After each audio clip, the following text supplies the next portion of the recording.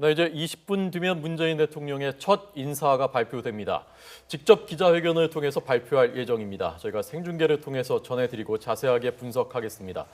오늘 조금 전 있었던 취임식에서의 취임사, 국정의 일성이죠. 자세히 분석하겠습니다. 청와대 국장으로 직접 국정을 경험했었던 최진 대통령 리더십 연구원장 그리고 이상일 아젠다 센터 대표 두 분을 초대했고요. 계속해서 대선 전국 취재한 저희 YTN 정치부의 조태현 기자 나와 있습니다. 안녕하십니까? 안녕하세요. 안녕하십니까? 안녕하십니까? 안녕하세요.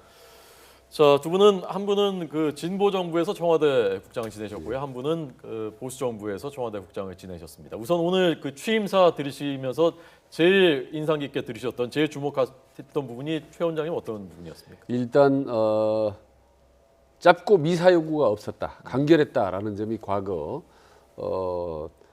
역대 대통령들은 취임사대로 좀 특별히 달랐다. 10여 분 정도인데 거의 단문형으로 앞으로 대통령이 어떻게 하겠다라는 메시지를 던졌습니다. 이를테면 국민과 함께하는 대통령이 되겠다, 통합하는 대통령이 되겠다, 광화문 대통령 시대를 열겠다, 국민 모두의 대통령이 되겠습니다. 이런 식으로 딱딱 잘라서 앞으로 할 일. 근데 가만히 한마디 한마디씩 뜯어보면 뭐 보수와 진보 갈등을 끝내야 한다, 한미 동맹을 더욱 강화하겠다는 것들, 어떻게 보면 국정 5년 동안 해야 될 어떤 아젠다를 이 10여 분 동안에 간결하게 압축적으로 던진 상당히 과거와는 다른 차별화된 그런 취임사였던 것 같습니다. 네. 자, 그러면 한 대목을 먼저 잠깐 들어보도록 하겠습니다. 저희가 세 대목을 준비했는데요. 자, 들어보시죠. 오늘부터 저는 국민 모두의 대통령이 되겠습니다. 저를 지지하지 않았던 국민 한 분 한 분도 저의 국민이고 우리의 국민으로 성비겠습니다. 2017년 5월 10일 이날은 진정한 국민 통합이 시작된 날로 역사에 기록될 것입니다. 네, 이상일 아젠다 센터 대표께서 어떤 부분 주목하셨습니까? 오늘 그 문재인 대통령의 어떤 이제 국민께 드리는 글 내용을 보면은 정치인들이 물론 이제 표현상으로는 과거랑 비슷한 부분이 많이 있습니다. 뭐 국민 모두의 대통령이 되겠다 이런 부분들은 과거에도 뭐 100% 대통령 이런 표현들이 있었지만 그 결국 탄핵에 의해서 조기 대선을 치러지고 그렇게 해서 당선된 대통령으로서 아마 국민들이 말하던 코드와 맞춘 어떤 그 일반인들이 말하는 문법과 그 유사한 내용들 그대로 같이 가져가면서 국민과의 거리감을 좁히려고 애쓴 부분이 굉장히 눈에 띄었는데요. 네. 예를 들어서 이제 광화문 촛불 집회에서 많이 나왔던 이게 나라냐라는 어떤 그런 문제 속에서 출발한 어떤 이 상황에 나라다운 나라를 만들겠다라고 화답하면서 대통령이 당선이 됐기 때문에 국민과 좀 더 가깝게, 예를 들어서 여러 가지 국정구상 비전도 밝혔습니다만 대통령이 오히려 그 출퇴근 시간에 시민과 함께 그 만날 수 있고 거리를 좁히면서 소통하는 그런 대통령이 되겠다, 이런 어떤 의지들이 강하게 배어나온 어떤 선언 그 글로 보였고요. 그래서 이 아마 그동안 가장 여러 가지 문제 중에서 아마 지금 이제 문재인 대통령은 국민과 가깝게 지내는 대통령이라는 것에 국민과 어떤 거리가 없는 좁혀진 대통령, 여기에 어떤 방점을 찍힌 그런 어떤 내용들을 준비한 게 아닌가, 그 부분이 굉장히 인상 깊었습니다. 네, 그 내용과 관련된 것이 선거운동 때부터 얘기했었던 광화문 대통령이지 않습니까? 네. 광화문으로는 이제 준비가 되면 간다는 걸 오늘 또 다시 한번 밝혔다면서요? 네, 오늘도 이야기가 있었습니다. 준비를 마치는 대로 청와대에서 나와서 광화문 대통령 시대를 하겠다, 네. 이렇게 이야기를 했는데 이것이 현실화가 될지는 모르겠습니다. 경호적인 문제도 있을 것이고 여러 가지 현실적인 문제가 있을 거거든요. 다만 이렇게 해서 오늘 전체적인 내용을 봤을 때 꿰뚫는 거는 한 두 가지 정도, 소통과 통합, 이 정도가 굉장히 중요한 키워드였다고 봐요.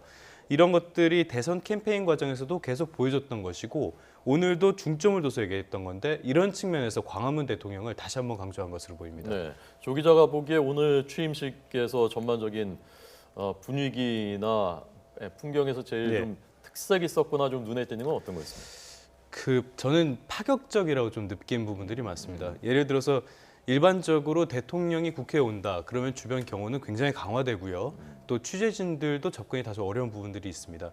하지만 이번에는 그것도 비교적 자유로웠던 것으로 보이고 그다음에 또 현장에 나가서는 시민들과 직접 만나서 직접 인사도 하고 악수도 하는 그런 모습을 보이면서 조금 더 소통을 하려는 그런 모습을 보이기 위해 노력하지 않았나 이렇게 생각합니다. 예, 최 원장님 하실 말씀? 예, 그 비슷한 의견입니다. 굳이 이제 광화문 대통령, 광화문 시대를 강조하는 이유가 이게 청와대와 상당히 극적으로 대비되는 개념이거든요, 사실. 네. 단순히 청와대를 그쪽으로 옮기거나 직무 공간을 옮긴다는 의미 외에도 어떤 국민들에게 주는 어떤 이미지가 상당히 대립됩니다. 박근혜 전 대통령 같은 경우는 이제 청와대에서 어떤 구중궁궐에서 어떤 밀실 정치를 하고 폐쇄적인 닫힌 정치를 했다는 이미지를 주는 반면에 이제 광화문 시대는 활짝 열렸던 어떤 대중들의 공간이다. 촛불 집회에서 나타났듯이 국민들이 영원히 함께하는 그런 열린 공간이다. 그래서 광화문에서 앞으로 TV 토론도 하고 일부 국민과 어떤 대화도 함께 할 수 있는 그런 열린 정치를 하겠다는 점에서 이제 상당히 광화문 시대가 의미가 있는 거고요.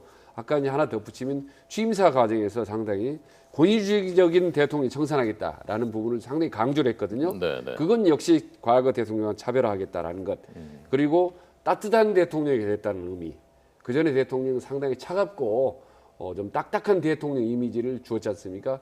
그렇다고 보면은 결국 국민들과 함께 가는 그런 대통령을 하겠다라는 의미에서 광화문 시대를 강조했고 또 본인의 실제로 어떤 대중과 함께하는 그런 부분, 국민과 정치 이런 부분에 앞으로 많이 좀 역점을 둘 것 같습니다. 네. 자, 지금 보시는 화면은 조금 전 그 차량으로 청와대로 이동하고 지금은 그 청와대 앞에 주민들과 인사를 하면서 청와대로 걸어서 들어가고 있는 향하고 있는 문재인 대통령의 모습입니다. 자, 취임식 모습을 조금 더 화면으로 보면서 취임식에 대해서 좀 더 계속해서 분석을 해보겠습니다. 국회에서 열린 취임식, 그 전까지의 취임식에 비해서 약식으로 진행된 취임식, 지금 취임 선서라는 모습입니다. 잠깐 들어보시죠. 조국의 평화적 통일과 국민의 자유와 복리의 정진 및 민족 문화의 창달에 노력하며 대통령으로서의 직책을 성실히 수행할 것을 국민 앞에 엄숙히 선서합니다. 네, 화면 계속 보실까요? 2017년 5월 10일 대통령 네, 국회 로텐더홀이죠, 저희가? 예, 그렇습니다. 우선 그 국회 본회의장 들어간 앞에 열린 넓은 공간이 네, 있거든요. 네, 한 300명이 들어갈 수 있는 그런 공간인데 평소에서는 이제 야당이 이제 뭐 시위도 하고 농성도 하는 장면인데 오늘은 전혀 다른 모습으로 이제 양탄자가 깔린 상태에서 사실상의 미니 이제 취임식을 한 건데요. 네. 과거 저 한 4-5번 취임식 가봤지만 정말 달라도 너무 달랐다. 우선 대통령 당선자가 아니라 대통령의 모습인데 과거에는 대통령 취임식 할 때는 상당히 말끔합니다. 분장이라든지 얼굴이라든지 완전히 빛이 번쩍번쩍 날 정도죠. 근데 오늘 같은 경우는 이제 바로 전날까지 개표 상황을 보다가 다음날 어떻게 보면 취임식을 하는 상황이기 때문에 아직도 어떤 피곤한 기색이나 역력하게 그런 게 보였고 그리고 또 하나 이제 의전이나 경호 같은 게 과거와는 판이하게 다릅니다. 네. 그래서 약간 좀 서툴기도 하고 말이죠. 좀 어색한 부분도 보이기도 하는데 네. 이런 부분들이 이제 훨씬 더 오히려 국민들에게 좀 신선하게 다가오고 좀 더 친근감을 주게 하는 그런 긍정적인 효과가 많았던 어떤 대국민 친화적인 그런 미니 취임 행사가 본의 아니게 어떻게 보면 이루어졌다는 점에서 네. 어떻게 보면 한국 어떤 정치사, 대통령 문화에 있어서 어떤 작은 어떤 모멘텀이랄까 그런 신선한 계기가 됐던 것 같습니다. 네, 지금 단상에는 대통령 부인과 5부 요인들이 앉아 있는 모습이고요. 그리고 제일 앞줄에는 각 당 대표들, 각 정당 대표들, 그리고 현직 국무위원들이 모두 앉아 있는 모습이었습니다. 참석자도 뭐 과거와는 비교가 안 될 정도로 소규모로 치러졌습니다. 황교안 총리의 모습도 보이고요. 이제 취임식을 마치고 퇴장하고 있는 모습입니다. 자, 오늘 지금 저희가 자막으로 보여드리고 있습니다만은 새로운 시대의 대북 정책, 대외 정책이 제일 주목받는 부분 중에 하나 아니겠습니까? 그 부분에 대한 오늘 취임사 들어보고 두 분한테 들어보겠습니다. 한반도의 평화를 위해 동분서주하겠습니다. 필요하면 곧바로 워싱턴으로 날아가겠습니다. 베이징과 도쿄에도 가고 여건이 조성되면 평양에도 가겠습니다. 네, 자, 이 원장님 어떻게 들으셨습니까? 이제 이 안보에 대한 부분을 가장 먼저 챙겨야 하는 것이 대통령의 제1번 책무가 될 겁니다. 그래서 이제 군 통수권자이기도 하고 또 사실 지금 이제 문재인 대통령 취임 전까지 상당 기간 대통령 고리 상태로 오면서 안보 관련된 이슈들이 굉장히 여러 가지가 좀 발발을 했었고요. 뭐 국내적으로 사드 문제라든지 또 이와 연결된 이제 외교 관련 갈등들 이런 것들이 굉장히 많이 있었고 또 미국의 트럼프 행정부 출범 이후에 상당한 변화들 이런 것도 있었기 때문에 여기에 대한 부분에 대한 어떤 적극적인 의지, 필요하다면 어떤 방식을 통해서든지 안보 관련된 불안감들 이런 것들을 해소할 수 있는 의지가 강하게 있다라는 점을 오늘 이렇게 정확하게 밝히면서 아마 이 부분에 대한 어떤 이제 그 우려들을 먼저 불식시키는 데 중점을 둔 걸로 보이고요.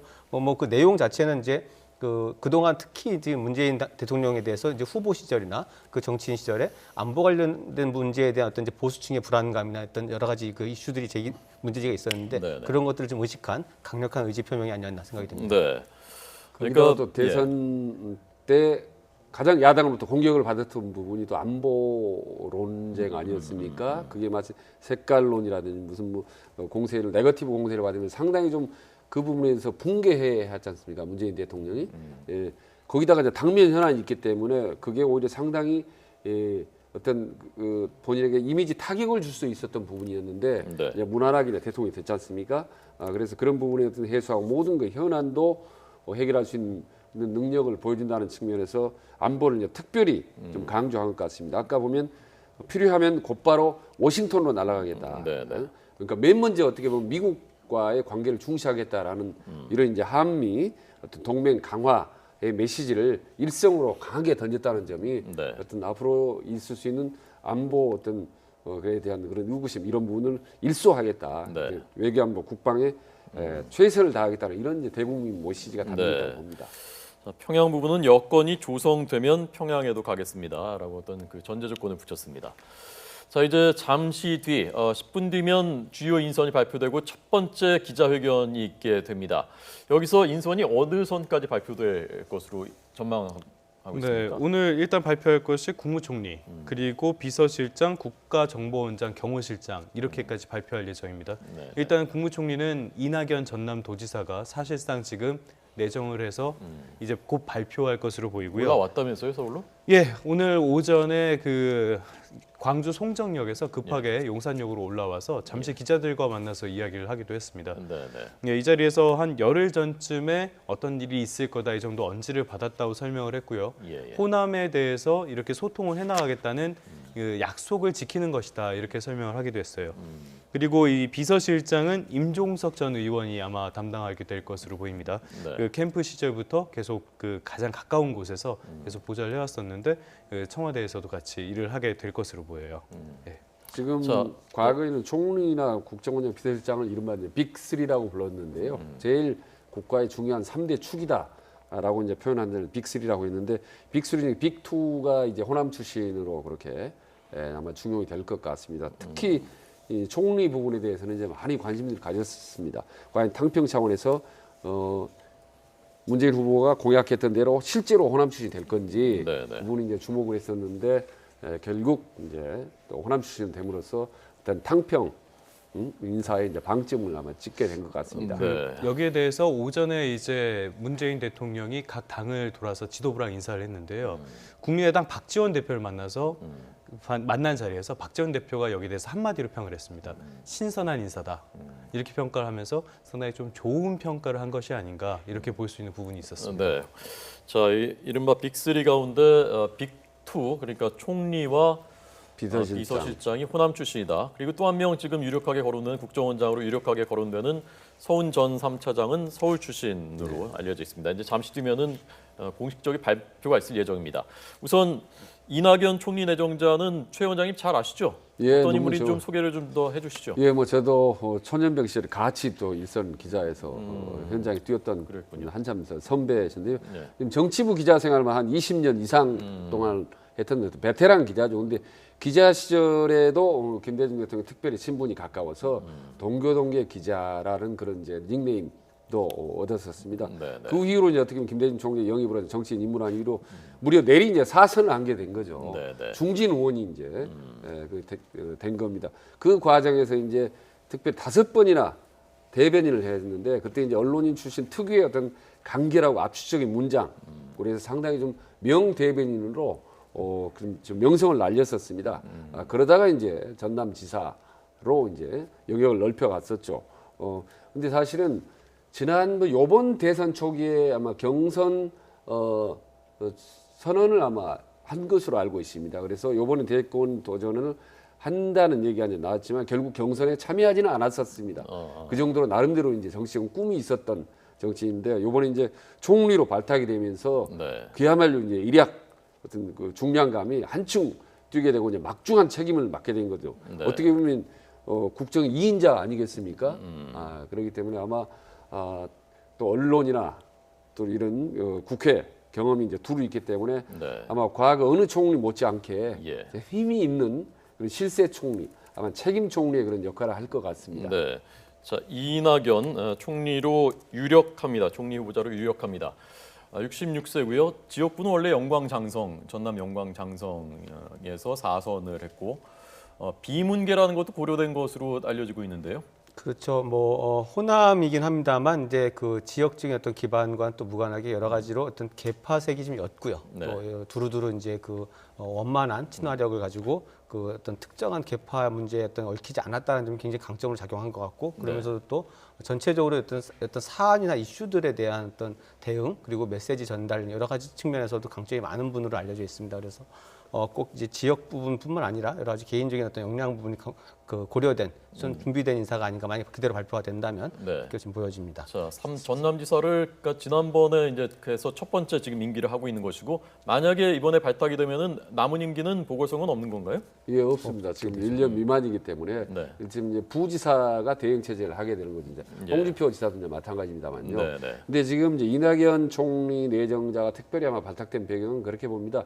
지금 인수위 과정도 없는 데다 국정이 완전히 바로 지금 들어가지 않습니까? 근데 네. 지금 제일 중요한 게 의회, 국회하고 행정부 관계입니다. 이 관계가 긴밀하게 연계가 돼야 국정 운영이 안정적으로 굴러갈 수 있거든요. 네, 네. 근데 그 이전 정부는 지금 그게 상당히 삐그덕거렸었습니다. 그런 점에서 이낙연 지금 지사죠. 아직은 지금 4선을 했기 때문에 네. 거기다가 이제 상당히 언론인 출신 때문에 여야 두루 좀 관계가 넓습니다. 네, 네. 거기다가 또 정치력을 갖고 있어요. 모나지 않은 성격에 상당히 합리적이고 친화력이 있기 때문에 네. 아마 이 청와대와 당과 행정부를 삼각관계를 두루 연결할 수 있는 예. 그런 어떤 리베로 역할을 할 수 있는 그런 총리가 아닌가 생각이 네. 됩니다. 자, 임종석 비서실장 카드는 좀 계속 거론이 됐었던 카드입니까? 예, 아무래도 이 비서실장이라는 자리는 어떤 업무를 담당함에 있어서 대통령의 가장 지근거리에서 해줘야 되는 역할이란 말이죠. 따라서 대통령의 입맛에 맞는 사람을 고르는 것이 어떻게 보면 가장 좋은 인사일 수 있습니다. 네. 따라서 이 캠프 시절부터 계속 지근거리에서 이 보좌를 했었기 때문에 비서실장으로서는 가장 적합한 인물이라고도 볼 수는 있을 것 같습니다. 네. 전남 장흥 출신 한양대 전대협 3기 의장 예. 지낸 학생운동권 출신이고요. 바로 그 임종석 전대협 의장 했을 때가 1988년, 89년일 겁니다. 88년, 89년 그 당시이죠.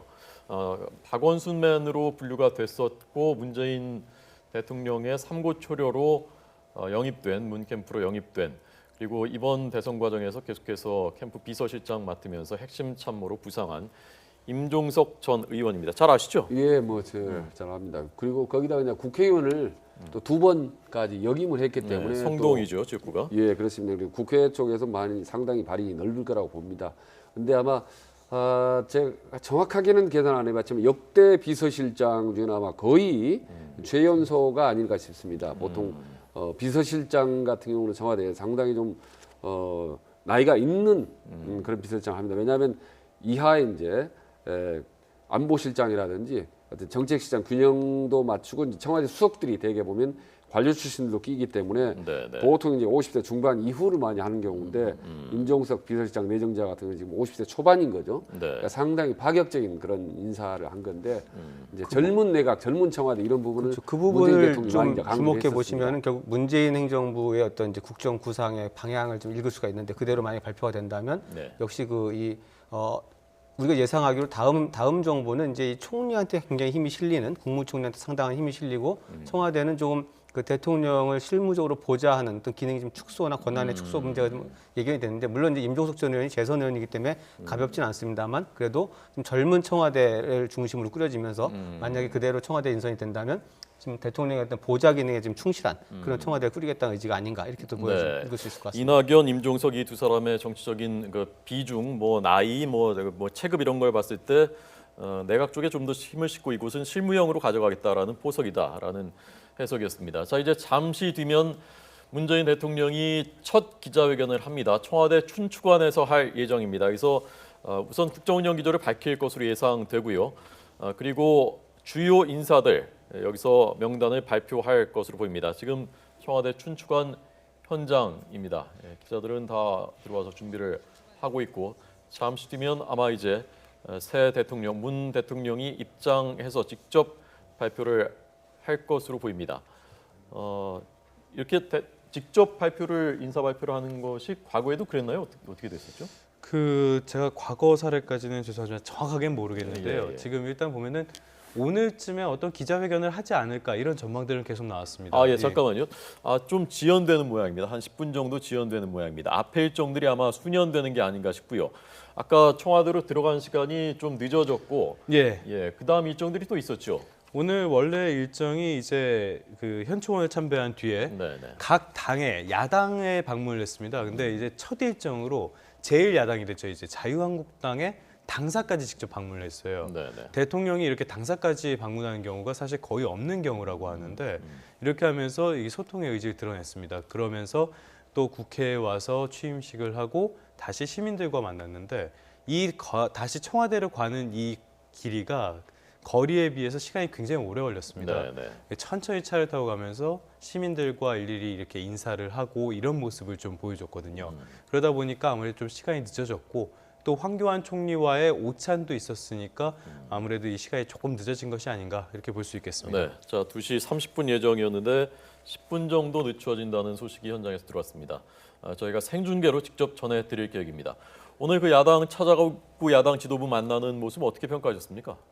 지금 과거하고는 그 모습 역시 많이 달랐었습니다. 특히 대통령 당선자가 아니지 않습니까? 현직 대통령이죠, 사실은. 바로 오늘부터 현직 대통령이 야당의 당사를 국회를 그렇게 두루 방문해서 이례적인 대화뿐만 아니라 앉아서 한참 동안은 그런 대화를 나눴다는 그런 모습 자체가 아주 이례적이었던 거예요. 거기도 그 과정 속에서 어떤 대화도 사전에 각본에 짜여진 것이 아니라 즉흥적으로 얘기했다는 점이 상당히 좀 인상이 깊었고. 자, 그 화면 있으면 좀 보시죠. 화면 있으면 보시죠. 무엇보다도 대선을 어제 격전을 치르고 난 다음에 하루 만에 갖는 그런 모임 아니겠습니까?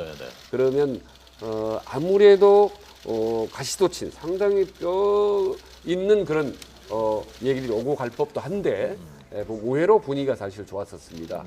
그래서 앞으로 협치를 필요로 하는 의회의 야당의 어떤 지원, 도움을 적극적으로 필요로 하는 문재인 대통령 입장에서는 아마 상당히 좀 고무적인 생각을 가졌지 않았을까라는 생각이 듭니다. 그렇죠. 아까 조태영 기자도 말씀하셨듯이 대통령이 그 특정 당사를 직접 방문한 것도 굉장히 이례적인 일이었고요. 또 그 오늘 이제 4당을 다 방문했는데 정의당에서는 공식적으로 이야기를 했죠.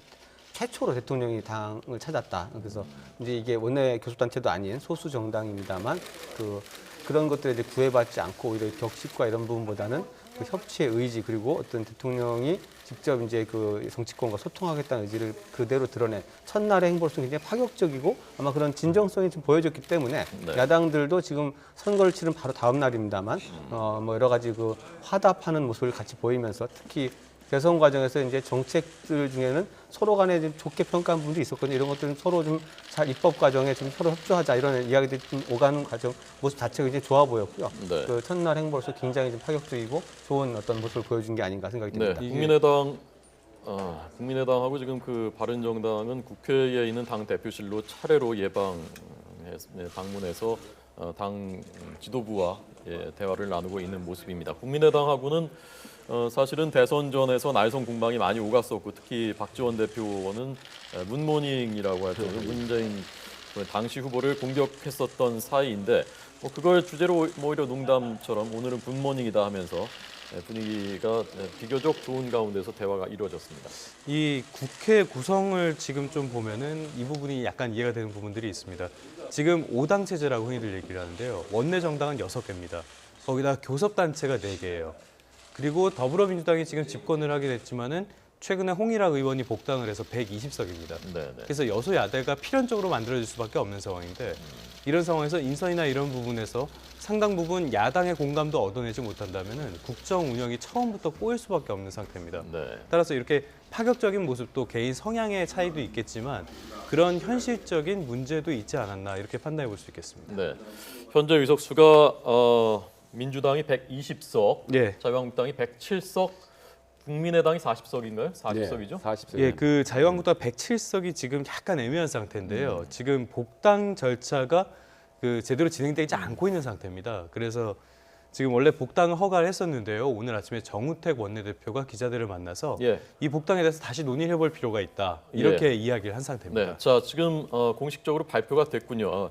그러니까 말하자면 그 언론에서 엠바고라고 지칭하는 그게 풀렸습니다. 그래서 공식 발표가 된 상태입니다. 직접 대통령이 육성으로 발표하진 않았지만 그 발표는 잠시 뒤에 있겠지만 공식적으로 지명됐습니다.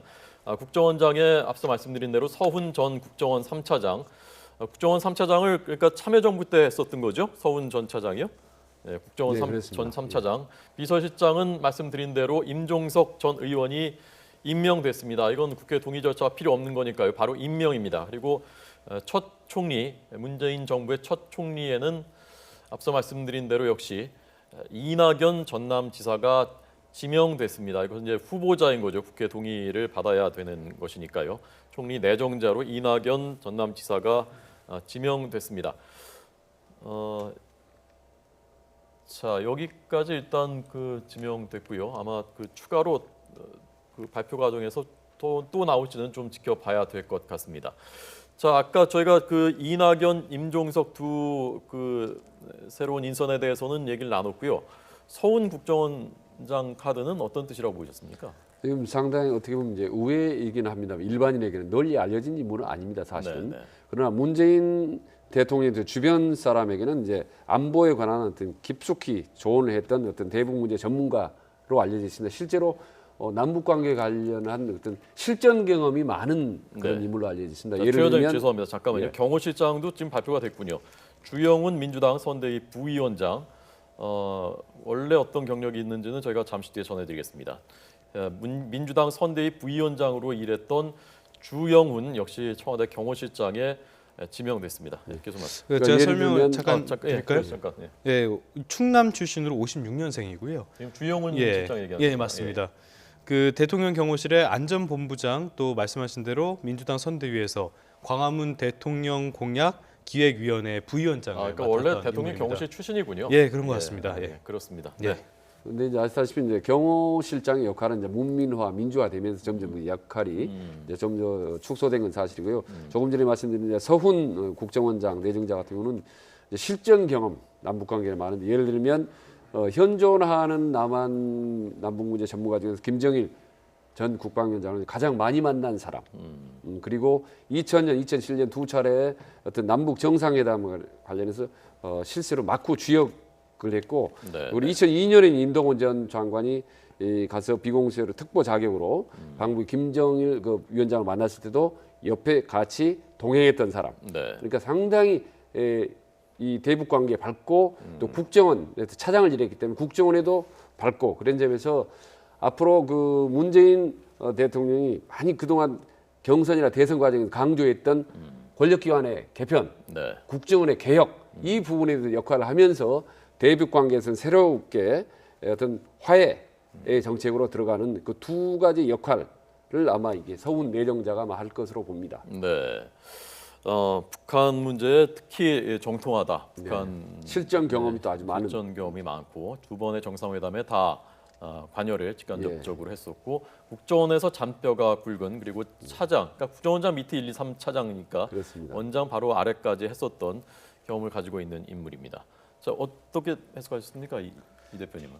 역시 그 뭐 국정원장 인선에서 이제 아마 그 남북 문제 전문가 그리고 특히 그 뭐 개성공단 어떤 기획이라든지 남북 정상회담에 막부에서 중요한 역할을 했던 분을 발탁했다는 이야기는 이제 향후에 그 뭐 안보 관련된 이슈에 대해서 명확하게 대응하는 것과는 별개로 또 이 대북 관련된 부분에 대한 그 대통령의 의지가 좀 담겨 있는 게 아닌가, 뭔가 그 남북 문제에서 돌파구를 좀 찾아야 되는 어떤 그런 전기쯤에 와 있는 것 같고, 오랫동안 좀 상당 기간 남북 관계 경색돼 왔는데요.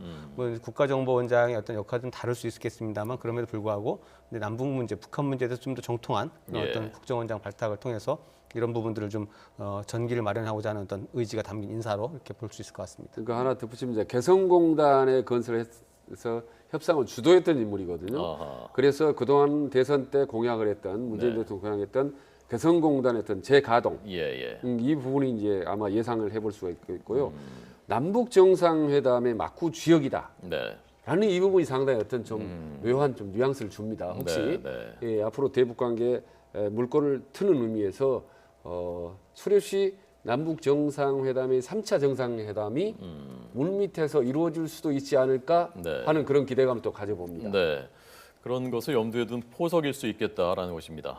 국가정보원 떠나는 이제 3차 국가정보원의 기능에 대한 부분도 좀 염두에 둘 수가 있겠죠. 이제 국가정보원을 어떻게 가져갈 것인가에 대한 부분도 좀 관심이 될 텐데요. 아무래도 이제 이 대북 관련된 기능 이런 부분에 좀 더 중점 보강을 하고 그동안 계속 그 논란이 됐던 이제 국내 관련된 파트 이런 부분에 대한 이제 문제가 있었는데요. 네. 뭐 북한 문제에 관련된 정통한 어떤 원장을 발탁하면서 네. 국정원의 기능 자체를 대북, 해외 뭐 아마 이런 쪽으로 좀 가져갈 그런 어떤 의지가 담겨 네. 보입니다. 당시 아마 제가 알기로는 국정원 1차장, 2차장, 3차장 중에 3차장이 북한 문제, 대북 문제 그렇습니다. 담당하는 차장이고요. 1차장 한쪽이 이제 국내 문제, 한쪽이 해외 문제, 그리고 3차장이 바로 대북 문제를 담당했었던 그 3차장을 역임했었던 인물입니다. 자, 원래 40분 지금 이 시각쯤에는 기자회견을 할 것으로 10분 정도 수년될 것으로 예상됐었는데 아직 시작하지 않고 있습니다. 잠깐 현장으로 가볼까요? 자, 이 자리입니다. 이 자리에 이제 문재인 신임 대통령, 19대 대통령이 이 자리에 취임 이후에 처음으로 서서 국민들을 상대로 기자회견을 하게 됩니다. 여기서 공식적으로 인선을 발표하게 되는 것입니다. 그 전임 대통령이 참 서는 걸 보기 힘들었던 곳이기도 한데요. 그 오늘 인사 같은 것들을 보면은 상당히 준비를 많이 한 것이 아닌가 이런 생각이 들었습니다. 그 말씀하신 대로 이낙연 총리는 지금 같은 정치 상황에서 그 최대한 빠른 인준도 가능할 수도 있고 또 그 하는 운영의 묘가 있는 사람이라고 평가를 많이 하더라고요. 이런 측면도 그렇고 다른 인선들도 봤을 때 상당히 오랜 기간 동안 지금 이 여소야대 국면 또 국정 공백이 길었던 이 국면을 어떻게 해소할 수 있을지 상당한 고민을 가지고 인선을 한 것이 아닌가 이렇게 보입니다. 네. 자, 호남 출신 대통령이 일단 영남 출신이고 그래서 탕평 지역 탕평이라는 의미가 있을 테고요. 호남 출신 총리가 오랜만인 거죠? 네, 그렇습니다. 지금 이명박 박근혜 정부에서는 호남 출신은 아마 한 명도 없었던 걸로 알고 있고 주요 국정원이라는 검찰이라는 주요 기관에서도 호남 출신을 상당히 좀 찾아보기 힘들었습니다. 그래서 이제 호남 지역에서는 뭐 호남 차별론이 다시 비등해서 이번 대선 때 상당히 그게 이제 표심으로 드러나곤 했습니다만은요.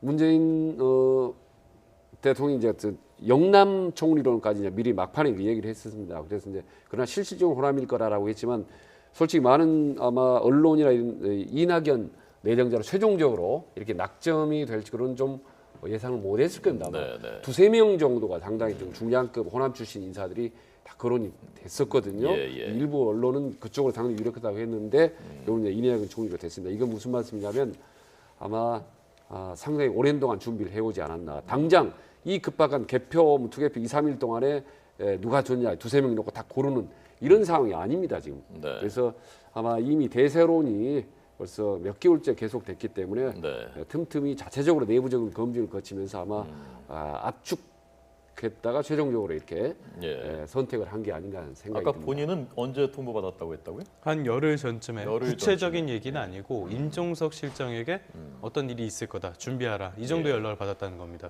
네. 네, 상당히 오랜 시간 준비를 했던 걸로 보이고 이번엔 대통령 거리로 인해서 치러지는 선거였습니다. 따라서 이 당선인 신분 자체가 없어요. 바로 대통령으로 임명이 되고 당선인 신분이 없기 때문에 이 대통령직 인수에 관한 법률에서 보장된 인수위도 구성할 수가 없습니다. 따라서 아주 시간이 촉박하고 또 국정 공백을 빨리 메울 필요가 있었기 때문에 이런 부분들을 시간을 충분히 가지고 고민을 하고 고심을 해서 미리 선택해 놓은 것이 아닌가 이렇게 볼 수 있겠습니다. 근데 문제는요. 대통령은 바로 대통령이 됐지만 총리가 바로 총리는 될 수가 없거든요. 지금 국회 청문회를 거쳐야 되고 거기다가 국회 본회의 의결까지 거쳐야 됩니다. 인준까지 거쳐야 되기 때문에 네. 아무리 빨라도 아마 20일 이상은 소요되기 때문에 네. 이 부분은 국정을 어떻게 최소화할 건지 지금 총리가 돼야 그다음에 재청을 할 수 있지 않습니까? 장관을 지금 네, 네. 이 과정을 아마도 이번에는 불가피하게 병행을 하거나 아니면 모르겠으면 시간이 지체될 경우에 또 황교안 총리의 또 재청권을 또 임명 활용을 요청을 할수 할지 있든지. 예. 또 모르겠습니다만은 아마 조금은 늦더라도 이낙연 총리를 제대로 절차를 밟아가면서 하는 것이 낫겠다고 내부적으로 아마 그런 네. 판단이 좀 우세한 것 같습니다. 그러니까 일단 차관들 먼저 그래서 임명할 가능성이 있다는 거죠. 예, 일단 장차관들은 이미 한 지난 8일쯤에 사표를 인사처에 다 제출했습니다. 네, 네. 이 사표가 이제 대통령에게 전달이 되는데 다만 이제 장관 전체를 물갈이를 하지는 않을 것으로 보입니다. 이 국무회의의 의결 정족수를 채워야 되기 때문이고요. 일단 예. 그리고 모두 다 바꿨을 때 공백 상황도 우려할 수밖에 없는 그런 그렇군요. 측면들이 있기 때문에 네. 다소 시간을 가지고 순차적으로 교체를 해나가지 않을까 이렇게 추측을 해보겠습니다. 네. 자, 총리의 국회 임명 동의는 아시는 대로 과반 출석에 과반 찬성으로 되어 있습니다. 그러니까 야당이 협조하지 않으면 어려운 거죠. 예, 그렇습니다. 그러니까 지금 더불어민주당 120석 아니겠습니까? 예. 그러니까 최소 30석을 이제 확보를 해야 됩니다. 그럼 어디서 그걸 확보를 해올지 지금 국민의당 같은 경우는 이제 40석이고요, 바른정당 20석인데 지금 그게 이제 협치의 첫 실험 무대입니다만은 그래서 이번 총리 인선 과정은 단순히 국회 인준 통과뿐만 아니라 네. 문재인 대통령이 과연 통합의 정치, 협치 정치를 의회에서 실제로 구현해 낼 수 있을 건지 예. 이게 이제 동시에 실험하는 그런 무대가 되는 겁니다. 예, 어떻게 전망하십니까? 오늘 아마 그 부분에 대해서 또 한 가지 좀 봐야 되는 부분이 이제 문재인 대통령이 그 황교안 총리하고 오찬을 한 걸로 알려져 있는데 내용은 정확히 지금 나오지 않고 있습니다만 이 국정 공백이 자, 들어오는군요. 자, 들어보겠습니다. 대통령께서 인선과 관련한 말씀이 있겠습니다.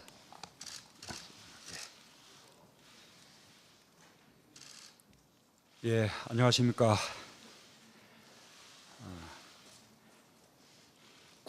국무총리 후보자 등 새 정부 첫 인사를 제가 직접 국민들께 말씀드리고자 합니다. 먼저 국무총리 후보자에 이낙연 전남지사님을 지명합니다. 저는 선거 기간 중에 새 정부 첫 총리를 대탕평 그리고 통합평, 화합평 인사로 임명하겠다고 약속드린 바가 있습니다. 우리 이낙연 지사님이 그 취지에 맞게 새 정부의 통합과 화합을 이끌 적임자라고 판단합니다. 호남 4선 의원 출신으로 당의 요직을 두루 여기면서 정치적 경험이 풍부하시고 또 전남도지사로서 안정적인 행정 경험도 갖고 있습니다. 오랜 기자 생활을 통해서 균형감도 잘 갖추었다고 생각합니다. 아시다시피 지금 상황은 하루속히 국정을 안정시켜야 하는 비상과도기입니다. 윤핵관 내각, 통합형 내각을 신속하게 출범시켜야 하는 그런 상황에서 내각과 국회, 언론과 국민 여론을 두루 파악하고 있는 안정적 인사가 총리로서 첫 내각을 이끄는 것이 무엇보다 중요하다고 판단했습니다.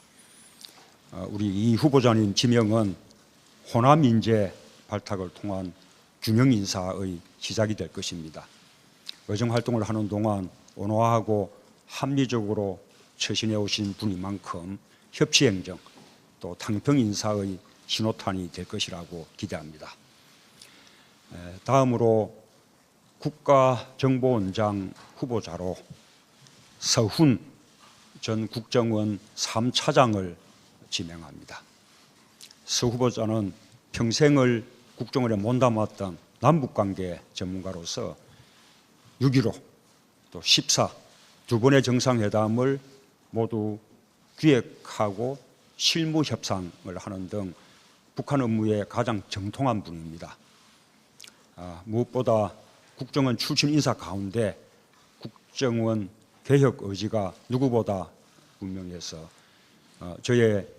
제가 공략했던 그 국정원 개혁 목표를 구현할 수 있는 최적임자라고 판단했습니다. 앞으로 국정원의 국내 정치 관여 행위를 철저히 건절하고 순수 정보기관으로 재탄생시킬 임무를 충실히 수행해 줄 것으로 기대합니다. 또한 외교 라인과 호흡을 맞추어서 북핵 문제 해결과 한반도 안정 또 평화를 이루는 데에도 큰 역할을 할 것으로 기대합니다. 새 내각이 조속히 안착될 수 있도록 또한 국정원 개혁과 남북관계 안정화를 신속하게 이룰 수 있도록 우리 국회가 총리 후보자에 대해서는 좀 신속하게 인준해 주시고 또 국정원장 후보자에 대해서도 조속히 청문 절차를 거쳐 주실 것을 정중하게 요청을 드립니다. 다음으로 대통령 비서실장에 임종석 전 의원을 임명합니다. 임 실장 임명을 통해 청와대를 젊은 청와대, 역동적이고 탈군이 그리고 군림하지 않는 그런 청와대로 변화시킬 생각입니다. 임 실장은 젊지만 국회와 당에서 풍부한 경험을 갖고 있고 또 서울시에서 쌓은 행정 경험을 통해서 안정감과 균형감을 두루 겸비한 인사입니다. 젊은 비서실장을 중심으로 대통령과 참모들이 격의 없이 대화하는 그런 청와대, 또 참모들끼리 치열하게 토론하고 열정적으로 일하는 그런 청와대로 청와대 문화가 바뀔 것으로 기대합니다. 무엇보다 여당과 늘 함께 가고 또 야당과도 늘 대화하면서 소통하는 청와대로 그렇게 만들겠다는 제 의지의 실천이기도 합니다. 앞으로 확 달라진 청와대를 기대하셔도 좋을 것이라고 그렇게 자신 있게 말씀드립니다. 마지막으로 대통령 경호실장에 주영훈 전 경호실 안전본부장을 임명합니다. 주 실장은 평생을 경호실에서 보낸 공채 출신 경호 전문가입니다. 주 실장을 임명한 것은 두 가지 이유입니다. 친근한 경호, 열린 경호, 낮은 경호를 목표로 경호실이 거듭나도록 할 책임자라고 판단했습니다. 청와대 조직 개편안이 통과되는 대로 경호실도 개혁이 필요합니다. 조직을 안정시키고 개혁도 추진해 주기를 기대합니다. 무엇보다 저의 공약인 광화문 대통령 시대를 잘 뒷받침해 줄 분으로 그렇게 판단합니다. 최근까지 광화문 대통령 공약 기획위원회 부위원장으로 활동해온 만큼 신속하게 청와대 이전 작업을 추진해주고 또 광화문 대통령 시대에 맞는 경호 조직의 변화와 새로운 경호제도 또 새로운 경호 문화의 정착을 위해서 이렇게 힘써 주실 것으로 그렇게 기대를 합니다. 더 이 구체적인 궁금한 사항들은 우리 세 분에게 질문해 주시면 세 분이 직접 답변하시도록 하겠습니다. 앞으로도 오늘처럼 좀 국민들께 보고드릴 중요한 내용은 대통령이 직접 그렇게 말씀드리도록 하겠습니다. 감사합니다. 예. 대통령께서 퇴장하시겠습니다.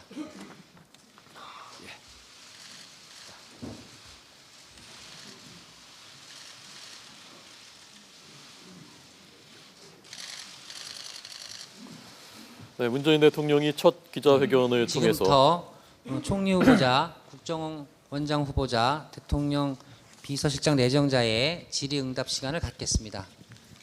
질문 앞서서 총리 후보자께서 인사 말씀이 있겠습니다.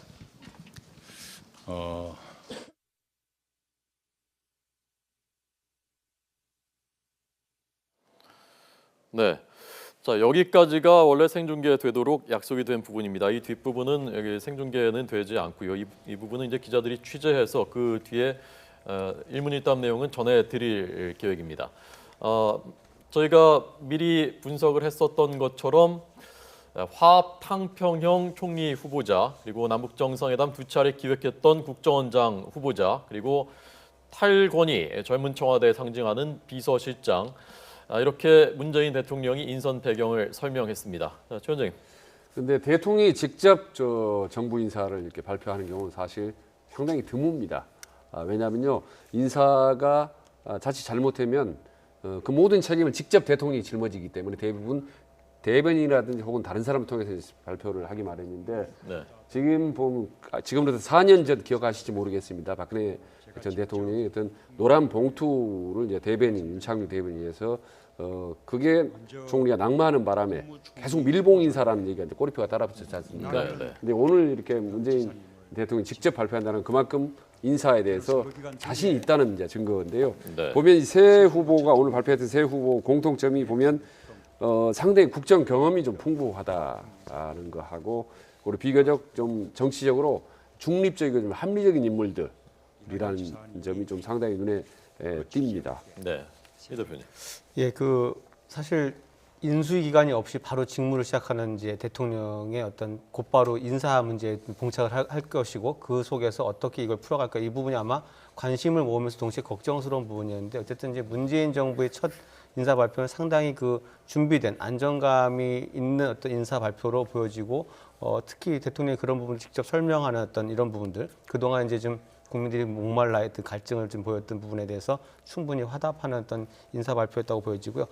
그러면서도 이제 여러 가지 그 아직 뭐 더 추가적으로 인사가 굉장히 많이 남아 있습니다만, 그 핵심적인 부분에 대해서 이제 준비된 인사였다는 걸 느낄 수 있는 게, 이제 경호실장까지도 이 광화문 시대를 충분히 준비해온, 그래서 그 어떤 이 그냥 단순하게 이제 뭐 후보자 시절에 아니면 선거운동 과정에 뭐 기여한 주변에 있는 인물 이런 것이 아니라 어떤 역할과 임무를 명확히 규정하고 인사를 준비했다, 이런 느낌을 주는데요. 네. 일단 전체적으로 좀 그 굉장히 안정감 있게 발표되는 그런 인사로 평가가 됩니다. 네. 자, 이 가운데 지금 국회 동의가 필요한 건 총리고 나머지는 어떻게 되는 겁니까? 일단 국정원장도 총리와 국정원장은 청문회를 해야 됩니다. 네, 예, 대신에 동의는 총리만 하면 되고요.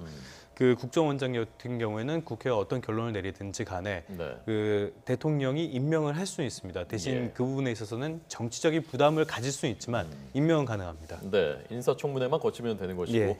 나머지 두 자리는 뭐 국회 동의나 청문조차 필요 없는 바로 예. 임명이 되는 것이죠. 예, 바로 뭐 청와대 이 비서진이니까 네. 이 부분은 비서실장, 경호실장은 임명 과정을 거칩니다. 네. 국회가 특히 총리에 대해서는 신속하게 인준해 줄 것을 요청한다라고 직접 대통령이 밝혔죠. 네, 그렇습니다. 이제 빨리 조속히 인준이 돼야 또 이후에 장관 인사, 청문회들이 신속하게 돼서 국정이 안정적으로 갈 수가 있습니다. 네. 어떻게 보면 형식적으로 본다면 이제 오늘부터 공식적으로 대통령 같은 장관 인선 문제나 이런 부분들을 사실 의논을 하게 되는 거죠. 이제 네. 이낙연 예. 총리 내정자가 의논을 하게 된다는 점에서 상당히 이제 본격적인 업무에 이제 들어가게 됩니다. 예. 어떻게 예상하십니까? 야당은 어떻게 대응할 거로 보십니까? 지금 이제 이 대선 이후의 상황에서 물론 어떻게 보면 정치적으로 그동안 선거 과정에서 상당히 이제 갈등 그리고 이제 대립이 심했습니다만, 네. 그 탄핵과 조기 대선 상황이 끝난 이 시점에 이제 뭔가 지금 정부가 새롭게 안정이 되는 건 이게 어느 정파를 떠나서 되게 중요한 상황이거든요. 이 부분에서 아마 특별하게 어떤 명분이 없는 상황에서는 그렇게 새 정부의 어떤 출범을 지금 뭐 가로막거나 방해하는 그런 움직임을 보일 거라고 지금 보이진 않고요. 그게 굉장히 아마 국민적 지탄이 굉장히 강하게 쏟아질 가능성이 많습니다. 그래서 이런 부분들에 대해서는 좀 더 협조적인 어떤 태도를 보일 것으로 보이는데, 문제는 이제 이런 부분에서 좀 걱정되는 부분은 이제 이념과 관련된 부분들, 네. 어떤 뭐 그런 이슈들이 쟁점이 크게 불거질 경우에는 뭔가 좀 이렇게 초반에 강하게 그 대립각이 세워질 수 있는데, 이런 부분들은 피해야 될 것으로 보여집니다. 예. 자, 잠깐 한번 들어볼까요? 이낙연 총리. 그것은 시간이 좀 걸릴 겁니다. 내치에서는 역시 제도의 개선이 수반돼야 할 문제로서 여러 곳에 있는 불공정, 불평등 또는 부조리한 일들을 바로잡는 것, 이것이 기묘한 일이겠지만 그것 또한 시간이 걸릴 겁니다. 우선은 일자리 그리고 서민 생활의 안정화가 시급하다고 보고 있습니다.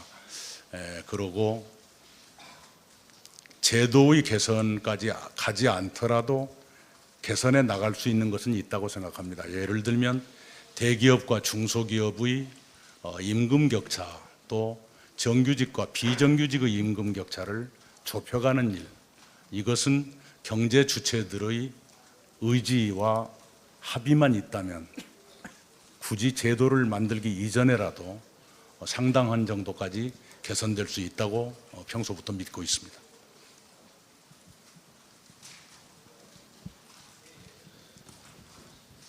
네. 네, MBN 강용구 기자입니다. 대통령께서 오랜 시간 동안 이 총리 후보자를 마음속에 두셨다고 이렇게 알려지고 있는데 그동안 내정 과정에서 어떻게 대통령과 이렇게 교감이 있으셨는지, 특별히 대통령께서 당부하신 말씀이 있으셨는지 좀 말씀 좀 부탁드리겠습니다.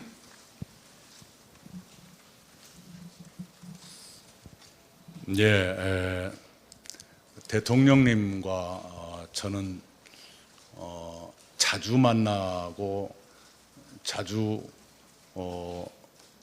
교감하고 그런 관계는 아니었습니다. 그런 관계가 아니었음에도 불구하고 모르겠습니다. 저만 그랬는지 모르지만 상당한 정도의 신뢰감을 가지고 상대를 대해왔다고 생각을 합니다.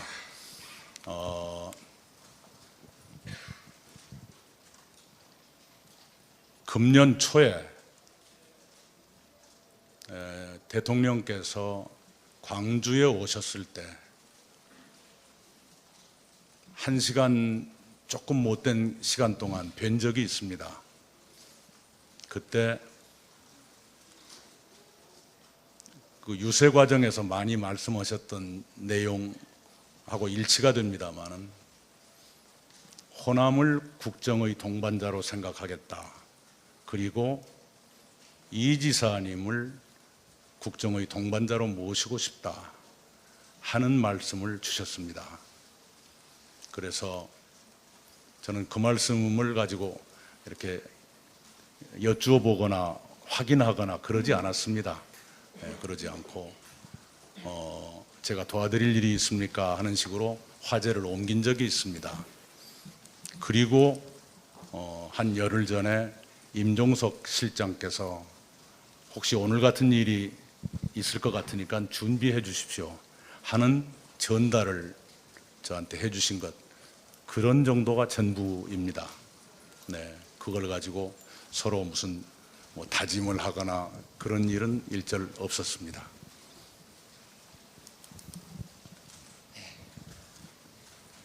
또 총리 후보님과 관련된 질문은 또 네, 한 분이 더 계시는 것 같죠? 예.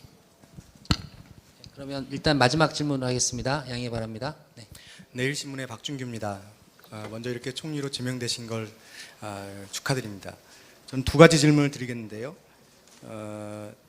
책임 총리라고 하면은 내각에 대한 책임도 있겠지만 대통령과의 관계도 되게 중요하다고 봅니다.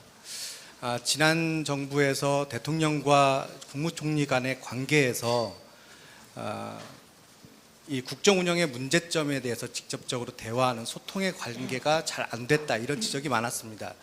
앞으로 대통령과의 의견 차이가 있었을 때에 어떻게 대응하실 것인지 그 부분 말씀해 주시고요. 이 부분은 뭐 안보나 경제나 마찬가지입니다. 두 번째 질문은 지금 야당, 그러니까 보수 정당 쪽과의 이 분열이 투표로 나타났지만은 많은 사람들이 걱정을 하고 있습니다. 이런 부분에 있어서 혹시 두 번째 질문 조금. 예, 지금 야당인 보수 정당과의 관계에서 우리가 지난 대선 표심을 봤을 때에 분열의 여지가 상당히 있다, 이렇게 우려하는 목소리가 있습니다. 이 부분을 치유하기 위해서 혹시 야당의 정책이나 야당의 인사를 적극적으로 반영하거나 또 임명 제청하실 의사가 있으신지 말씀해 주십시오. 예. 아니, 다른 분은 쉬운 것을 한 가지만 물어보시던데 어떻게 어려운 것을 두 가지나 물어보십니까? 우선은 국정 운영에 관해서 의견 차이가 생기지 않을 거라고 생각합니다. 여러분 아시다시피 저는 김대중 대통령 시절에 당의 대변인을 했었고 노무현 대통령께서 후보 또 당선자이시던 시절에 또 당의 대변인을 했습니다. 대변인이라는 건 자기 소신을 감추고 남의 코스프레하는 그런 자리는 아니라고 생각합니다. 자기와 철학이 일치돼야 대변인 노릇을 할 수 있는 것이니까요. 그런 점에서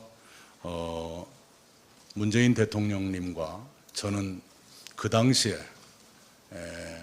같은 대통령 후보를 모셨던 그런 처지이기 때문에 철학의 차이가 별로 없을 것이다 이렇게 보고 있습니다. 만약에 실행 방법이라든가 이런 것에 의견 차이라기보다는 저에게 좋은 아이디어가 있다면 언제든지 말씀드리도록 하겠습니다. 야당과의 관계는 기본적으로 제가 막걸리를 참 자주 마시는데요. 요즘 건강 생각해서 일주일에 이틀 정도는 마시지 말자 이런 정책을 세웠습니다. 막걸리라도 마셔가면서 야당 정치인들과도 틈나는 대로 소통을 하겠습니다. 과거에 동지들이었고 10년 이상을 의정활동을 같이 했던 분들이 많으시니까요. 그분들과 허물없는 얘기해가면서 정책 얘기도 하고 사람 얘기도 하고 정책의 차이도 얘기를 하다 보면 굉장히 이게 접점 같은 것이 발견될 수 있거든요. 네, 그래서 접점은 찾아서 키우고 도저히 의견 차이가 있는 것은 뒤로 미루고 하는 그런 지혜를 발휘하면은 얼마든지 정책의 협력 이런 것이 가능할 거라고 생각을 합니다. 인사 문제는 저 혼자 개별적으로 만나서 누구 좋으니까 어떻게 쓰자 이런 것보다는 조금 당을 통해서 또는 저보다 높은 차원의 큰 틀의 논의가 선행됐으면 합니다. 어떤 협치의 틀을 가질 것인가, 그리고 어떤 분들 또는 어느 분야에서 어떤 정당의 분을 모실 수 있을 것인가, 이런 것들이 어느 정도 논의될 필요가 있다고 생각을 합니다. 그런 논의가 선행되지 않고 제가 즉흥적으로 뛰어다니면서 뭘 한다는 것은 잘못하면 책임 총리가 아니라 무책임 총리가 될 수도 있다, 이렇게 생각합니다. 네, 감사합니다. 네, 고맙습니다. 이상으로 총리 후보님의 일문일답이 있었습니다. 네, 이낙연 총리 후보자와의 기자들과 일문일답이 이어졌습니다. 어떤 부분이 제일 귀에 들어오시던가요? 글쎄, 이제 대통령과 상당한 이제 신뢰가 있다라는 부분은 이제 그동안 사실 무언의 교감을 해왔다는 거고 서로 어떤 국정 철학을 공유한다는 부분이 아니겠습니까? 그런 점일 때 문재인 대통령과 행정부내가 서로 호흡을 맞춰가면서 적극적으로 어떤 쌍두마차의 어떤 역할을 하겠다라는 부분으로 아마 받아들여집니다. 네. 자, 이번엔 서훈 국정원장 후보자와도 일문일답이 지금 진행되고 있습니다. 평양을 갈 수 들어보시죠. 있고 남북 대화를 할 수 있는 여건은 어떤 여건인지 말씀해 주시길 바랍니다.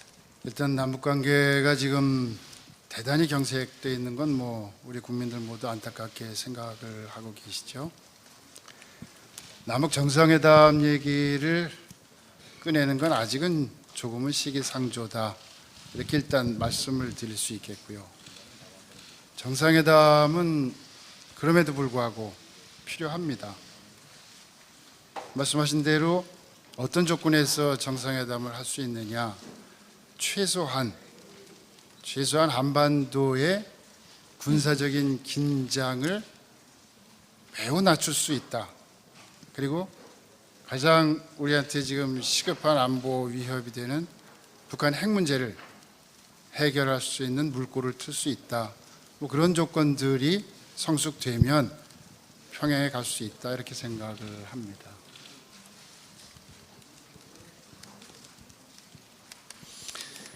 국정원장 후보자입니다만 이제 후보자 타이틀을 벗으면 여러분 앞에 이렇게 쓸 수 있는 기회가 있을지 모르겠습니다. 그래도 관심이 없으시면 그만할까요? 네, 저쪽 말씀하시죠. 예, 오마이뉴스 이경태 기자입니다. 현재 이제 국정원 개혁이 굉장히 과제가 되고 있는데 국정원장이 되신다면은 국내 정치 파트를 과연 없앨 수 있을 것인가?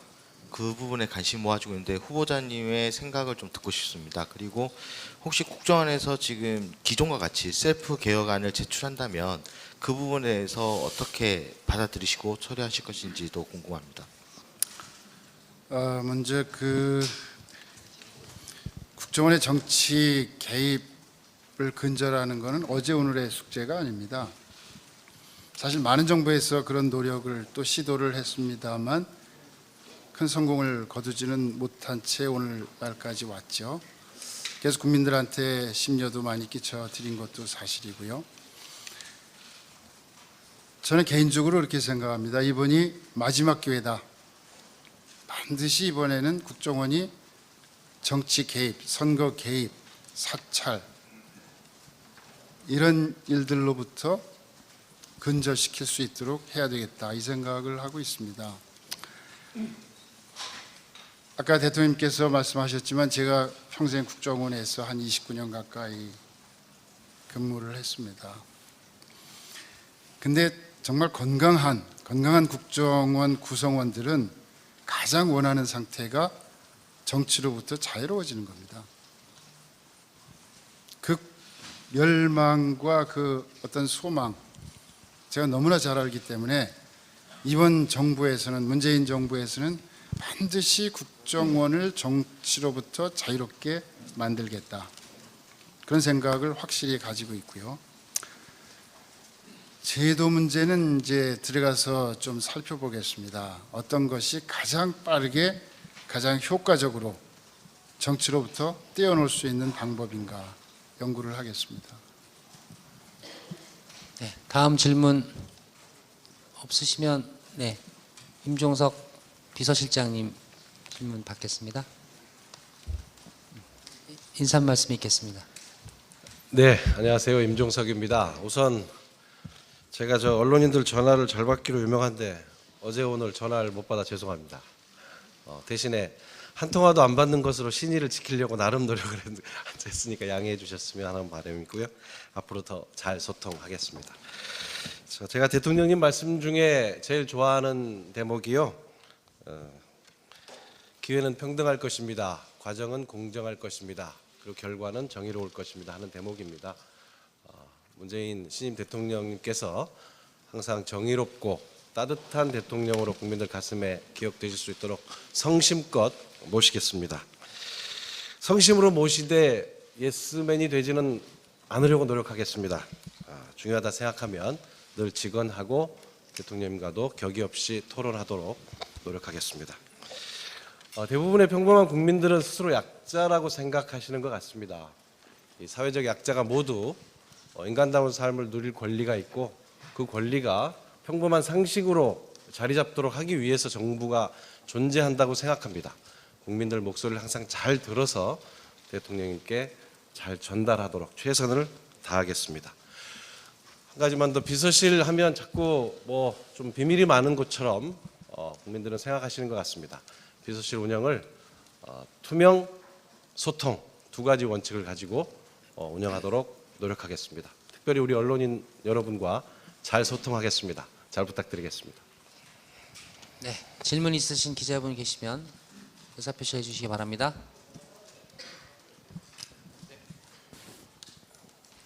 예, 안녕하세요. 연합인포엑스의 오진우 기자라고 합니다. 좀 구체적인 질문, 좀 구체적인 질문일 수 있는데 비서실 구성은 언제쯤까지 완료할 계획을 혹시 세우고 계신지, 나머지 다른 수석님들이나 이런 부분들 그 계획을 좀 밝혀줄 수 있으면 간단히 좀 말씀을 해주시고요. 그리고 지금 자유한국당에서 처음 나오는 논평이 그 비서실장님 지정에 대해서 유감이다라는 논평이 나오는데요.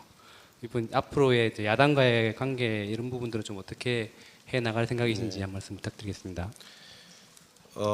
비서실 남은 이제 주요 수석들 발표 문제는요.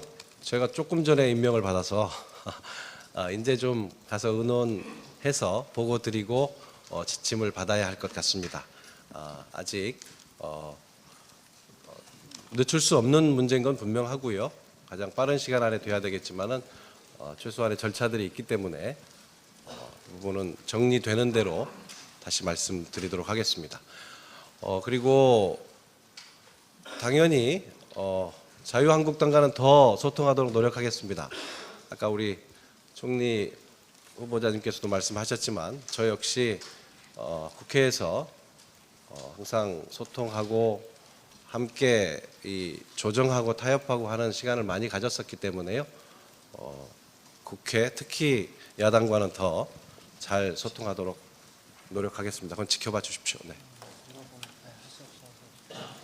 예. 네, 프레시안의 박세열 기자라고 합니다. 조금 전에 언론 보도로 나온 내용인데 좀 확인. 네, 서훈 국정원장 후보자 그리고 임종석 대통령 비서실장 임명됐죠. 비서실장까지의 일문일답 내용이었습니다. 자, 이 일문일답 내용을 자세하게 분석하기 전에 먼저 국민의당 박지원 대표를 비롯한 지도부가 총사퇴했다는 소식 먼저 저희가 자막으로 전해드렸습니다. 어느 정도 예상했던 부분입니까? 네, 뭐 선거가 끝나고 전체적으로 이제 선거 결과가 또 안철수 후보 그 당의 기대에 미치지 못한 성적표를 거뒀다 이렇게 평가가 되면서 예상됐습니다만 좀 빠르게 아마 그 지도부 총사퇴와 이후에 당의 어떤 진로를 좀 모색하는 흐름 속으로 접어드는 것 같습니다. 실제로 지금 선거 이후에 국민의당의 진로가 가장 궁금하게 지금 여겨졌던 부분입니다. 그래서 과연 이제 이후에 어떤 그 정치적 활로를 어떻게 찾을 것인지 또 안철수 후보의 어떤 입지라든지 또 혹은 이제 그 국민의당이 현재 그 호남 지역을 중심으로 이제 현역은 분포돼 있는데 이렇게 이제 대선에서 좀 크게 사실 기대보다는 크게 패한 상황에서 이탈 가능성까지 좀 얘기가 되면서 향후 진로가 좀 관심이 됐는데요. 아마 그 당내에서 전체적인 진로를 가지고 크게 좀 논의가 벌어질 것 같습니다. 네. 예, 이번에 보면은 등락을 가장 거듭한 후보가 안철수 후보다 이렇게 볼 수 있습니다. 그 경선이 끝나고 나서 지지율이 급등을 해서 문재인 대통령을 위협할 정도까지 올라갔다가 검증 그리고 TV 토론회가 걸리면서 다시 추락을 했어요. 그래서 결국에는 2위도 하지 못하고 이 정권 교체 시기에 3위에 그쳐버렸단 말입니다. 따라서 또 하나 수치를 가져온 게 있는데요. 노원구의 이 득표율을 좀 가져와 봤는데 노원구에서 문재인 후보가 42.4, 안철수가 25.8이 나왔어요. 자기 지역구에서도 이 정도로 좀 선택을 받지 못했다 이렇게 볼 수 있기 때문에 아마 이게 상당히 책임론을 피하기는 좀 어려울 것으로 보입니다. 여기다가 의원직까지 이미 사퇴한 만큼 좀 정치적으로 복귀하기까지는 어떻게 될지는 약간 불투명하다고 볼 수 있겠고요. 정계 개편의 중심지가 이 국민의당이 될 가능성이 상당히 크다고 볼 수 있겠습니다. 네, 오늘 안철수 후보도 뭔가 입장을 발표합니까? 예, 아직까지는 현장에 나타나긴 했는데 조금 전에 박지원 대표의 이야기만 있었고 아직까지는 안철수 대표가 뚜렷한 입장을 내놓지 않은 것 같습니다. 현장에 지금 같이 갔군요. 안철수 후보도요. 예, 현장에 있었습니다. 지금 같이 있군요. 예. 지금 뭔가 더 진행이 되고 있는 것 같습니다. 지금 아마 국민의당이 대선에서 이기느냐 지느냐 2위냐 3위냐보다 더 못지않게 중요한 게 사실 호남의 판세였습니다. 네. 왜냐하면 안방이었기 때문에 호남에서 만약에 상당히 선전을 했더라면 졌더라도 이제 재기 기회가 올 수가 있습니다. 그리고 대선 이후에 어떤 여야 협상 과정에서 헤게모니 주도권을 쥐을 수도 있습니다. 그런데 지금 나타난 이번 투표 과정에 나타난 거 보면 거의 6대4 정도로 지금 열세였거든 지는 걸로 나타나거든요. 그러니까 작년 4월 총선은 6대4로 우세했지만 정확히 반대로 이제 6대4 정도로 지금 밀린 상황입니다. 이 정도 되면 내년 지방선거 과정에서 상당히 어려운 선거를 치를 수밖에 없습니다. 국민당으로서는. 거기다가 아까 조금 전에 말씀하셨다시피 2위도 아니고 3위까지 추락을 했지 않습니까? 그동안에 국민의당이나 안철수 후보 계속 승승장구할 때는 다들 뭐냐면 야 역시 정치구단 박지원이다. 이런 얘기들이 많았었거든요. 그 정치력에 이제 감탄을 자아냈는데 결국 3위로 나오면서 아마 박지원 대표 입장에서 상당히 자존심에 아마 상처를 입은 것 같습니다. 저는 그럼에도 불구하고 이번에 총사퇴 부분이 약간 의외인데요. 왜냐하면 지금 당장 내일부터 협치가 이루어지고 또 연정이 이루어지고 국회가 급하게 돌아갈 텐데 지금 국민의당에서 그나마 정치력을 발휘할 수 있는 사람이 지금 박지원 대표의 지금 특별하게 눈에 띄는 사람이 없는데 네. 지금 이 부분에서 총사퇴를 하면 이후에 어떻게 풀어 나갈 건지 그 부분이 상당히 좀 궁금합니다. 네. 자, 다시 조금 전 그 서훈 국정원장이 일문일답 통해서 예상했었던 대로 남북 정상회담에 대한 질문이 나왔고요. 그랬더니 시기상조라는 그 조건을 달긴 했지만 필요하다. 그리고 이 정도 조건은 돼야 된다라고 언급했지 않습니까? 그 부분 좀 해설해 주시죠. 뭐 남북 간의 어떤 긴장의 현저한 완화를 가져올 수 있는 정도 상황이 그런 것도 기대되는 상황이라면 남북 정상회담도 충분히 해야 할 필요가 있다 이렇게 입장을 명확히 밝혔습니다. 그래서 물론 이제 원론적인 이야기 입장이겠습니다만 향후에 그 전체적으로 남북 문제를 조금 더 전기들을 적극적으로 풀어갈 수 있는 어떤 길들을 모색하겠다 이런 어떤 의지가 좀 읽히는 부분이었고요. 그리고 상당히 그 전체적으로 이제 국정원의 어떤 기능 부분에 대한 이제 역할 부분에 대한 것이라든지 이런 것들까지도 좀 뭔가 이렇게 상당히 많은 그 준비가 좀 되어 있는 느낌. 그래서 뭐 어제 대선을 치르고 오늘 갑작스럽게 발표가 됐습니다만 총리 내정자를 비롯해서 그 국정원장 후보자도 상당히 이제 어떤 역할을 어떻게 추진할 것인가에 대해서 좀 국민들이 좀 납득할 수 있는 쉬운 말로 좀 설명을 해주고 있어서 아마 인사에 대해서 좀 이해하기가 좀 쉬운 어떤 오늘 그 브리핑이었던 것 같습니다. 네.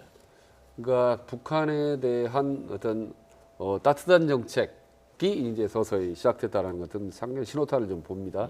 과거 만약 보수 정권이 집권했다면 사실 이런 정도의 언급 자체도 상상할 수도 없는 일입니다. 그래서 이제 뭔가 영수회담, 그러니까 남북 정상회담에 뭔가 물꼬가 시작되지 않는가. 동시에 아까 분명하게 말했지 않습니까? 서훈 내정자가 이제 국정원 내부의 개혁 이런 부분에 대해서 하지 않을 수 없다는 부분을 또박또박 말씀했는데 아마 박근혜 정부 초기부터 사실 국정원 뭐 댓글 사건이라든 그동안의 국정원의 문제들이 안팎으로 계속 개혁의 문제도 화두가 됐었거든요.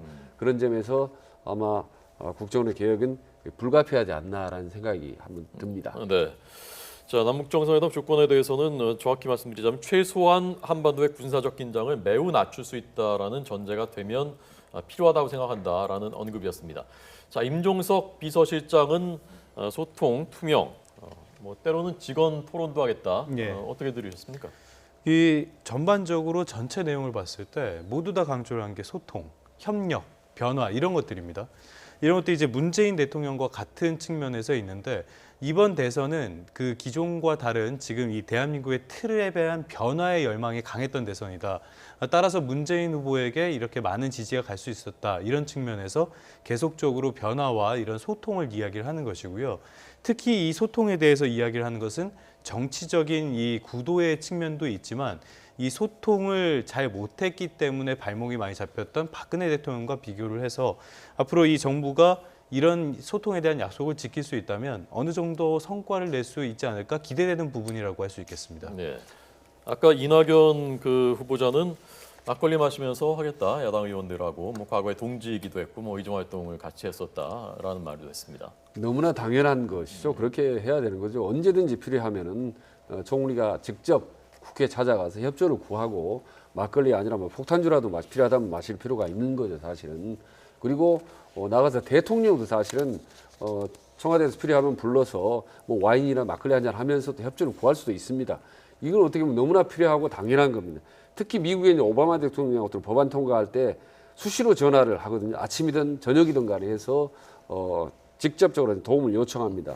이런 당연한 어떤 적극적인 협치의 노력들이 새 정부에서는 적극적으로 반드시 필요하다고 보는 거고요. 하나 이제 좀 아까 임종석 비서실장 내정자 이렇게 인터뷰하면서 느끼는 점이 뭐냐면 이명박 박근혜 두 정권 10여 년 동안의 어떤 비서실장 대부분이 이제 60대 후반이거나 70대였습니다. 네. 특히 박근혜 정부 들어서서 주요 인사들 이제 김기춘이나 이명기라는 전 비서실장들이 거의 70대가 많았었죠. 그런 점에서 이제 이번에 임종석 비서실장은 이제 50대 초반 아니겠습니까? 그런 점에서 우선 연령부터 확실히 다르고 또 연령이 다르면 아무래도 내부 분위기라든지 어떤 개혁적인 마인드 이런 부분들이 과거 정부 특히 박근혜 정부하고는 많은 차별성을 앞으로 보여줄 것 같다는 생각이 듭니다. 그 지난 이제 박근혜 이명박 정부의 어떤 특성 중에 하나가 이 청와대가 전체적으로 좀 내각 위에 군림한 듯한 모습을 많이 보였다라는 점이 하나가 있고 그리고 여러 가지 어떤 입법이나 문제들이 좀 발생했을 때 국회를 오히려 좀 피해서 뭐 행정명령이라든지 여러 가지 정부 차원에서 문제를 풀기 위해서 좀 그 시도하다가 뭐 제동이 걸리고 이런 일이 많았는데 이런 부분들을 좀 전공법으로 풀어가겠다는 것이 아마 지금 이제 이번에 문재인 정부의 어떤 그 기획처럼 보이고요. 그리고 그런 속에서 아마 국무총리 내정자가 됐든 또 대통령 비서실장도 대통령의 메신저로서 충분히 그 직접 찾아가서 소통하고 아마 이런 것들을 좀 설득해내겠다 이런 부분들에 대한 공감대가 형성돼 있는 것 같고 아마 지금 오늘 발표된 인사에서 그 후보자 내정자들은 전부 다 이제 공통적으로 탈권이 그리고 소통의 어떤 방점을 찍은 의지들을 밝히고 있습니다. 네, 조금 전 그 세 사람이 설명한 기자들과 일문일답한 내용 중에 지금 언론들이 제일 주목하고 있는 부분이 지금 저희가 자막으로 보여드리고 있는 남북 정상회담이 필요하다 조건이 되면 평양 갈 수 있다라는 그 부분인 것 같습니다. 저희가 계속 설명을 드렸습니다만 다시 한번 말씀을 드리는 것입니다. 서훈 국정원장 후보자 인사청문 절차가 남아 있습니다. 남북 정상회담에 대해서 물론 지금으로서는 시기상조이기는 하지만은 그러나 최소한의 조건이 된다면은 필요하다. 그 조건은 최소한의 한반도 군사적 긴장을 매우 낮출 수 있다라는 조건하에서 남북 정상회담이 필요하다라는 것이었고 평양에 할 수 있다는 것은 이제 취임사에서 문재인 대통령이 조건이 된다면 평양에 할 수 있다라는 언급을 했었고 이어서 바로 국정원장 후보자가 이 부분에 대해서 구체적으로 설명을 했기 때문에 어찌 보면 취임 첫날부터 이 남북 정상회담이 화두로 떠오르는 듯한 그래서 최 원장이 말씀하신 북한에 대한 따뜻한 정책이 시작되는 것이 아니냐라는 것을 읽을 수 있는 그런 대목인 것 같습니다. 예, 지금 미국의 트럼프 대통령 같은 경우도 당초에 김정은에 대해서 아주 극단적인 용어를 썼지 않습니까? 입에 옮기기가 힘들 정도로 그러나 불과 한두 달 사이에 상당히 변해서 필요하다면 정상회담도 할 수 있었다는 그런 뉘앙스의 발언들을 했거든요. 그런 점에서 보면 불과 미국만 하더라도 지금 한두 달 사이에 많이 북한에 대해서는 좀 유화적인 그런 기류도 좀 보이는 부분입니다. 지금 뭐 당장 생각으로는 그 미사일 쏴대는 핵 개발하는 그런 김정은 30대 후반의 폭군과 문재인 대통령이 만난다 솔직히 상상이 잘 안 됩니다만은 뭐 나이가 어떠든 간에 아무리 폭군이든 간에 제일 중요한 건 우리 대한민국 안보 아니겠습니까? 전쟁 위기를 없애는 것이기 때문에 무작정 같이 부딪히고 말이 인상수 이렇게 할 수는 없는 거 아니겠습니까? 지금 몇 년째입니까? 그런 점에서 본다면 문재인 정부가 새로 들어서서 어떤 다른 물꼬, 새로운 물꼬를 틀 수 있는 그런 또 계기가 마련되지 않을까라고 좀 생각을 해봅니다. 네. 자, 오늘 이후에 그 새 대통령의 다음 일정들은 뭐가 예정돼 있습니까? 네, 일단은 오늘 이후에 지금 잠시 뒤에 일정이 하나 더 있는데요. 1호 대통령 업무 지시가 있습니다. 이 일자리 위원회 설치와 운영 방안에 대한 이 업무 지시가 있는데요. 이 대선 캠페인 과정에서 81만 개 공공 일자리 공약을 계속 강조를 했던 만큼 좀 이런 것들에 대해서 현실화하는 그런 작업을 추진할 것으로 보이고요. 이후 일정은 아직까지 이곳 지금 업무가 다 세팅이 제대로 안 됐기 때문에 아직까지는 밝혀지지가 않고 있습니다. 그때 좀 나오는 편인데요. 아무래도 오늘과 내일에서 아주 빡빡한 일정을 소화하지 않을까 이렇게 좀 추정만 지금 해보고 있습니다. 네.